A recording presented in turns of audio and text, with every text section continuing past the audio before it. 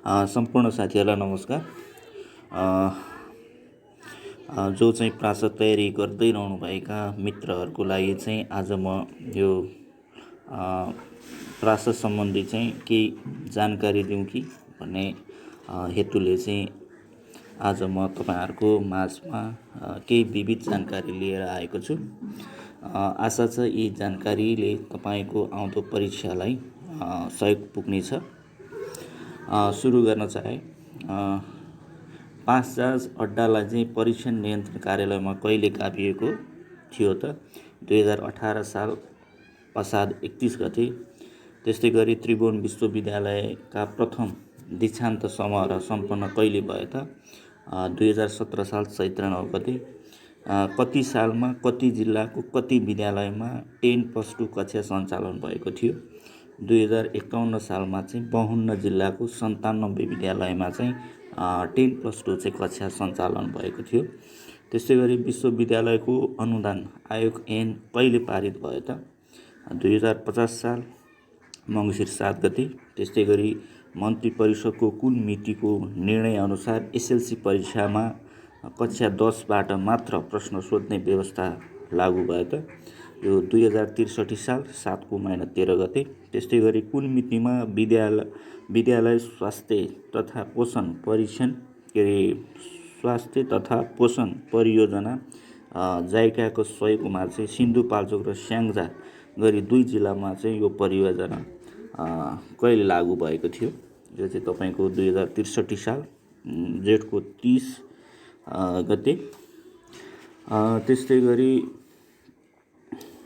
हिमाली दुर्गम छात्रावासहरू चाहिँ कुन कुन जिल्लामा रहेको छ तपाईँको चाहिँ यो जम्मा 5वटा जिल्लामा रहेको छ। जस्तै गोर्खा, मुस्ताङ, डोल्पा, हुम्ला र जुम्ला, जसलाई हामीले सूत्र बनाएर पनि पढ्न सकिन्छ।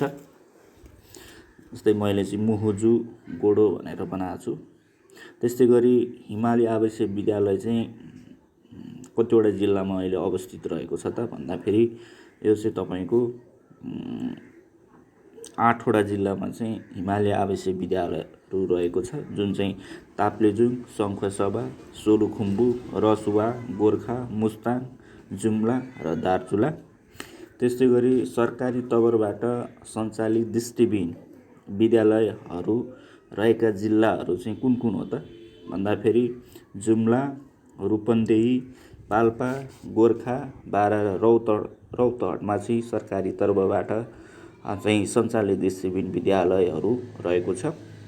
त्यस्तै गरी बहिरा विद्यालय रहेको जिल्लाहरू कुन कुन हो त भन्दाखेरि यो बहिरा विद्यालय रहेका जिल्लाहरू चाहिँ तपाईँको 6वटा जिल्लाहरू छ। तिनीहरू चाहिँ झापा, मोरङ, काभ्रे, गोर्खा, दाङ र डोटी। त्यस्तै गरी विशेष विद्यालय तपाईँको 33वटा रहेको छ, त्यसभित्र पनि बहिरा 18वटा छ। त्यस्तै गरी बौद्धिक अपाङ्ग 14वटा, दृष्टिविहीन एउटा। त्यस्तै गरी एकीकृत विद्यालयहरू 23वटा रहेको छ। त्यस्तै दृष्टिविहीन 16वटा, बहिरा 5वटा र शारीरिक अपाङ्ग भएका 2वटा रहेको छ। त्यस्तै गरी शोध केन्द्रहरू 380वटा रहेको छ। 380वटा पनि बहिरा 174वटा रहेको छ, बौद्धिक अपाङ्ग 124वटा, दृष्टिविहीन 81वटा, बहु अपाङ्गता 1वटा रहेर जम्मा 380वटा शोध केन्द्रहरू रहेको छ। तपाईँको विशेष शिक्षा सम्बन्धी निर्देशिकामा व्यवस्था भए अनुसार चाहिँ शिक्षक विद्यार्थीको अनुपातहरूलाई चाहिँ यसरी चाहिँ व्यवस्थापन गरेको छ। सुस्त मनस्थिति भएको विद्यार्थी भएमा त्यस्तो अवस्थामा चाहिँ 1 जना बराबर 8 जना विद्यार्थी हुने व्यवस्था छ। त्यस्तै बहिराको लागि 1 जना शिक्षक बराबर 12 जना। त्यस्तै गरी दृष्टिविहीनको लागि 1 जना शिक्षक बराबर 10 जना। त्यस्तै गरी शारीरिक अपाङ्गता भएका लागि 1 जना बराबर 18 जना विद्यार्थी रहने व्यवस्था रहेको छ। त्यस्तै तपाईँको प्रदेश स्तरीय विशेष नमुना विद्यालयहरू चाहिँ कुन कुन जिल्लामा रहेको छ यसको बारेमा पनि हामीले जानकारी भए राम्रो हुनेछ। त्यस्तै गरी प्रदेश नम्बर 1 मा चाहिँ विशेष नमुना विद्यालय चाहिँ झापामा रहेको छ। त्यस्तै गरी प्रदेश नम्बर 2 मा धनुषामा, प्रदेश नम्बर 3मा काभ्रे, त्यस्तै गण्डकी प्रदेशमा गोर्खा जिल्लामा रहेको छ। त्यस्तै प्रदेश नम्बर 5मा दाङमा रहेको छ। कर्णाली प्रदेशको सुर्खेतमा रहेको छ।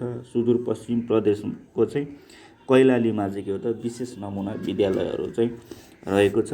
त्यस्तै गरी प्रदेश स्तरीय नमुना प्राविधिक शिक्षालयहरू चाहिँ प्रत्येक प्रदेशमा चाहिँ एउटा प्रादेशिक स्तरीय नमुना प्राविधिक शिक्षालयहरू चाहिँ छनौट गरिएको छ। ती प्राविधिक शिक्षालयहरू चाहिँ कुन कुन हो र कुन जिल्लामा पर्छ भन्ने बारेमा पनि म जानकारी दिन चाहे। जस्तै प्रदेश नम्बर 1मा चाहिँ के छ भने रत्नकुमार बान्तवा मेची पोलिटेक्निक जुन चाहिँ इलाममा रहेको छ। त्यस्तै गरी प्रदेश नम्बर 2 निर्मल लामा बहुप्राविधिक शिक्षालय जुन महोत्तरीमा रहेको छ। त्यस्तै गरी प्रदेश नम्बर 3 जसलाई चाहिँ बागमती प्रदेश भनिन्छ, जुन चाहिँ भर्खरै चाहिँ यो बागमती प्रदेश भनेर चाहिँ एउटा नामाकरण गरेको छ। नामाकरण चाहिँ तपाईँको 2076 साल पुसको 27 गते यसको नामाकरण भएको छ। जुनको चाहिँ प्रदेश नम्बर 3को चाहिँ के हो त नमुना चाहिँ प्राविधिक शिक्षालय चाहिँ दिवाकर स्मृति प्राविधिक शिक्षालय जुन चाहिँ चितवनमा अवस्थित छ। त्यस्तै प्रदेश नम्बर 4को चाहिँ जुन गण्डकी प्रदेश गोर्खा पोलिटेक्निकल इन्स्टिच्युट गोर्खा जुन चाहिँ गोर्खामा अवस्थित रहेको छ। त्यस्तै प्रदेश नम्बर 5को शहीद कृष्ण सेन इच्छुक बहुप्राविधिक शिक्षालय जुन चाहिँ दाङमा रहेको छ। त्यस्तै कर्णाली प्राविधिक शिक्षालय जुन जुम्लामा रहेको छ। त्यस्तै सुदूरपश्चिम प्रदेशको चाहिँ सेती प्राविधिक शिक्षालय जुन चाहिँ डोटीमा रहेको छ। यी सबै चाहिँ अहिलेको प्रदेश स्तरीय नमुना प्राविधिक शिक्षालयहरू चाहिँ रहेको छ, जुन मैं तपाईहरुलाई चाहिँ जानकारी दिएँ। त्यस्तै गरी प्राविधिक शिक्षा तथा व्यावसायिक तालिम परिषदका छात्रवृत्ति कार्यक्रमहरू जुन रहेको छ, विभिन्न क्याटेगोरीमा बाँडेर चाहिँ ती छात्रवृत्ति दिने व्यवस्था रहेको छ। जस्तै सर्वोत्कृष्ट अङ्क ल्याउनेलाई चाहिँ त्यो चाहिँ पूर्ण रूपमा निःशुल्क हुनेछ। त्यस्तै गरी तपाईँको दलित, जनजाति, विपन्न, हलैया, कर्मयाको लागि चाहिँ 15% छात्रवृत्ति छुट्याएको छ भने प्रवेश परीक्षाका जेहेन्तारको लागि चाहिँ 30% र यसबाहेक अन्य सबैको लागि चाहिँ के हो त 10% दिने व्यवस्था चाहिँ यो प्राविधिक शिक्षा तथा व्यावसायिक तालिम परिषद बाट चाहिँ यस्ता छात्रवृत्तिहरू दिने व्यवस्थाहरू रहेको छ। त्यसरी सिप विकास परियोजना जुनको अवधि चाहिँ 2013 सेप्टेम्बरदेखि 2028 जुलाईसम्म रहेको छ। यो चाहिँ नेपाल सरकार र एडिबी एसियाली विकास बैंकको सम्झौता भई कार्यान्वयनमा आएको एउटा सिप विकास परियोजना हो, जसको उद्देश्य दुईटा रहेको छ।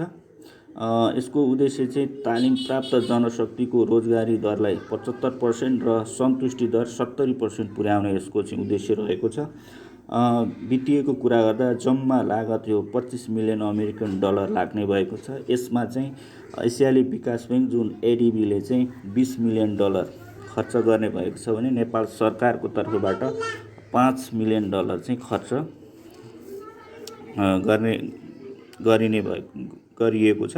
त्यस्तै गरी दिगो तथा सम्मानित रोजगारीका लागि सिप परियोजना जुन चाहिँ 3 चरणमा लागू गर्ने एउटा चाहिँ घोषणा गरिएको थियो। त्यसमा चाहिँ पहिलो चरण चाहिँ जनवरी 2016 देखि डिसेम्बर 2019 सम्म चाहिँ पहिलो चरणमा चाहिँ लागू भएको छ, जसमा चाहिँ वित्तीयको कुरा गर्दा आर्थिकको कुरा गर्दा स्विजरल्यान्ड सरकारको आर्थिक सहयोग र तपाईको हेमोटास नेपाल प्राविधिकको सहयोगमा चाहिँ के हो त यो चाहिँ दिगो तथा सम्मानित रोजगारीका लागि सिप परियोजना चाहिँ लागू गरिएको छ। त्यस्तै गरी सक्षमतामा परियोजना जुन परियोजनाको अवधि चाहिँ 8 डिसेम्बर 2017 देखि चाहिँ 7 डिसेम्बर 2021 सम्म रहेको छ, जुन चाहिँ 48 महिनामा चाहिँ पुरा गर्ने हिसाबले चाहिँ यो सक्षमता परियोजनाको व्यवस्था गरे एउटा लागू गरिएको छ। सम्झौता चाहिँ सरकार र युरोपियन युनियन बीच चाहिँ डिसेम्बर 2029-2016 मा चाहिँ के हो त यो सम्झौता भएको थियो नेपाल सरकार र चाहिँ युरोपियन युनियन बीच। अनि त्यसै गरी यसको आर्थिकको कुरा गर्दाखेरि वित्तीय व्यवस्थापनको कुरा गर्दा यो 6.11 मिलियन युरो लाग्ने, यसको टोटल खर्च चाहिँ 6.11 मिलियन युरो लाग्ने भएको छ। त युरो टोटल खर्च चाहिँ 6.11 मिलियन युरो रहेको छ भने नेपाल सरकारबाट 10% र युरोपियन युनियनबाट 90% खर्च गरिएको छ र चाहिँ यसको कार्यक्षेत्र 4वटा क्षेत्रमा चाहिँ बाँडिएको छ। आज मैले तपाईँहरूलाई चाहिँ यो केही परियोजनाहरूको बारेमा र चाहिँ यो विशेष शिक्षा सम्बन्धी र चाहिँ केही चाहिँ तपाईँको शैक्षिक इतिहासबाट चाहिँ तपाईँहरूलाई मैले आज केही जानकारी दिएँ। आशा छ यी जानकारीले तपाईँको आउँदो परीक्षालाई सहयोग पुर्याउनेछ भन्दै आजको यो बसाइबाट बिदा माग्न चाहे। साथसाथै यो अरू मार्फत पुर्याउनको लागि प्लिज सेयर गरिदिनु होला र साथसाथै सब्सक्राइब पनि गरिदिनु होला अनि लाइक पनि गरिदिनु होला भन्न चाहे। अन्तमा हस्त, धन्यवाद। जय नेपाल।